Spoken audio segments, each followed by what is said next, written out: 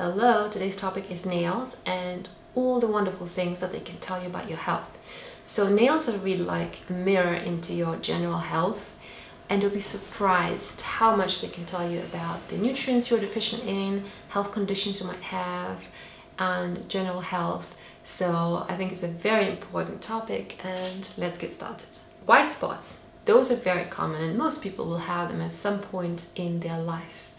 Very often they're due to some kind of trauma to the nail bed, so perhaps frequent manicures, and manicures can actually cause quite a bit of stress to the nails. Also maybe bumping into your desk or trapping your fingers between the windows or doors. There are lots of ways to bump your nails on something. It might take 4 weeks or more for the white spots to actually come out, so by the time they do come out you might have already forgotten about it. However, they can also mean zinc or calcium deficiency. That's a bit of a controversial topic. Traditional medicine doesn't really accept that white spots on the nails can actually mean some kind of deficiency, but Ayurveda, traditional Chinese medicine, really do believe in that. And in my case, I can say that it was definitely zinc deficiency, because after taking more zinc, I completely got rid of any kind of white spots, so it was definitely zinc. If you have pitted nails, basically little holes or dents all across the nail, that could mean psoriasis, so it's very important to go to a doctor and get checked out for that. If you have vertical ridges on your nails, so just these kind of lines, like an uneven texture on the nails, that could be just a normal, natural sign of aging, just like wrinkles on the skin. It's exactly the same thing. And generally, the older you are, the more likely you are to have these ridges. But at the same time, the older you are, the more likely you are to have all kinds of nutrient deficiencies as well, due to weakening digestion. So these kind of ridges are very often linked to B12, magnesium, or iron deficiency. Hypothyroidism or slow thyroid function is another possible reason for nail ridges, which again is another reason for weakened digestion. If you have horizontal ridges on your nails, so whether they are just simple lines, horizontal lines, or whether they are white lines, those could be often due to trauma or a serious illness such as pneumonia.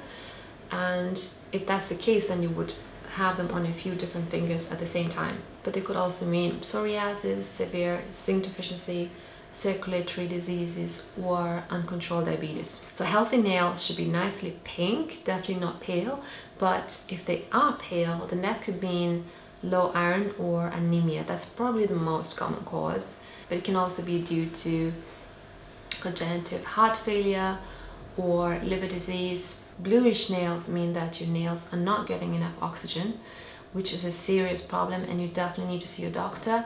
It could either be some kind of a lung disease or heart disease, and it's very serious. If you have yellow nails or yellowish nails, that could be for a simple reason, such as using nail polish, especially low quality nail polish, or acrylic nail polishes, or using nail polish removers often. Another common cause is nail fungus, especially if your nails are also very soft, crumbly, and breaking easily. However, it can also mean, in very rare cases, thyroid disease, respiratory diseases, psoriasis once again. If you have hangnails or really dry peeling cuticles, that is something that is extremely common, and I used to have it really bad all my life until just maybe a month or two ago when I finally fixed it. So most commonly it's actually due to zinc or vitamin C deficiency. In my case it was zinc, but it can also be due to living in really cold climate or dry climate that simply doesn't provide enough moisture to your cuticles. It can also be due to having your hands in the water a lot, so maybe swimming or cleaning a lot, washing dishes without gloves, also using cleaning chemicals. All of these can really dry out your cuticles as well. Another problem that is very common is dry, brittle nails that split and break very easily. That very often is due to hypothyroidism or low thyroid function, also due to deficiencies of vitamin D, vitamin A, and vitamin B, or the whole B complex.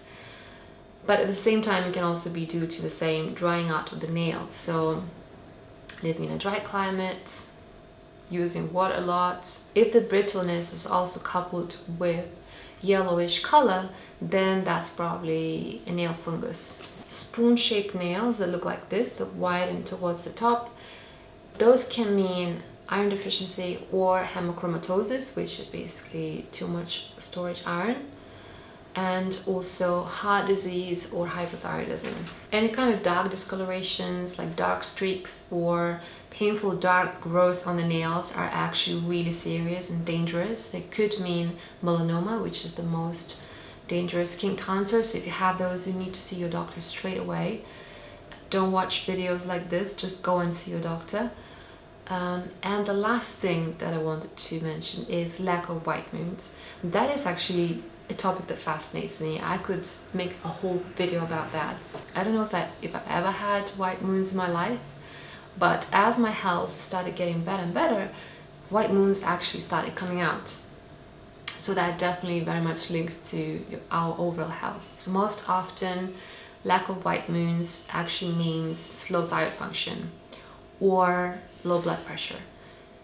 Also iodine or B12 deficiency. Now iodine makes perfect sense because without enough iodine it's impossible to have a normally functioning thyroid. But it can also be due to iron deficiency and due to depression.